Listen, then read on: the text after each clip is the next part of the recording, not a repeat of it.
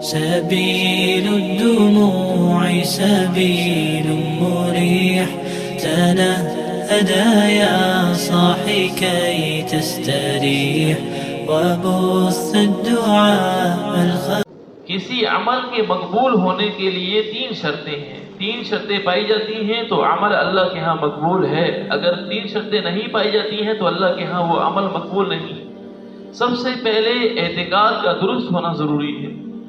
اگر اس بندے کا اعتقاد صحیح نہیں تو پھر اللہ کے ہاں اس کا عمل مقبول نہیں. شرک کرتا ہے, اللہ تعالیٰ کے ساتھ اوروں کو معبود ٹھہراتا ہے, تو یہ آدمی جو اوروں سے ایسی امیدیں لگا رہا ہے جیسی امید اللہ تبارک و تعالیٰ کی ذات سے لگانی چاہیے, تو یہ شرک کرنے والا ہے. اس کا عمل اللہ کے ہاں مقبول نہیں ہے. یہ جتنی بھلائیاں کر رہا ہو, جتنا مال خرچ کر رہا ہو, جتنی نمازیں پڑھتا رہے, روزے رکھتا رہے, حج کرتا رہے, زکوٰۃ ادا کرتا رہے, اس کا عمل اللہ کے ہاں مقبول نہیں کہ اعتقاد کی خرابی ہے.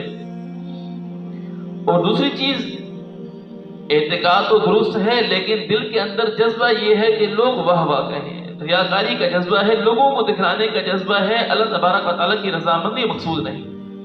نماز تو پڑھ رہا لیکن نماز میں دل میں یہ خیال آ رہا ہے, خیال لا رہا ہے کہ لوگ کہیں گے کہ بڑا نمازی ہے, بڑی خوبصورت نماز پڑھتا ہے, اور یہ تو کبھی نماز چھوڑتا نہیں. دل میں یہ جذبات اس کے پیدا ہو رہے ہیں, یہ جذبات کو پیدا کر رہا ہے اپنے دل کے اندر, تو پھر یہ اس آدمی کا عمل بھی اللہ کے ہاں مقبول نہیں. اللہ تبارک و تعالیٰ ایسے بندے کو بھی مشرکین میں شمار فرماتے ہیں حدیث کی بنا پر. حدیث پاک میں آتا ہے ریاکاری کرنے والا بھی شرک کر رہا ہے کہ وہ اوروں کو عبادات کے قبول کرنے کے اندر, جیسے اللہ تبارک و تعالیٰ عبادت قبول کرنے والے ہیں, گویا کہ یہ مخلوق سے بھی ویسی امید لگا رہا ہے کہ یہ اجر میں اللہ تبارک کو اجر دینے کے اندر اللہ تبارک و تعالیٰ کے برابر ٹھہرا رہا ہے, تو اس اعتبار سے بھی یہ شرک کر رہا ہے. اور تیسری چیز, اتباع سنت.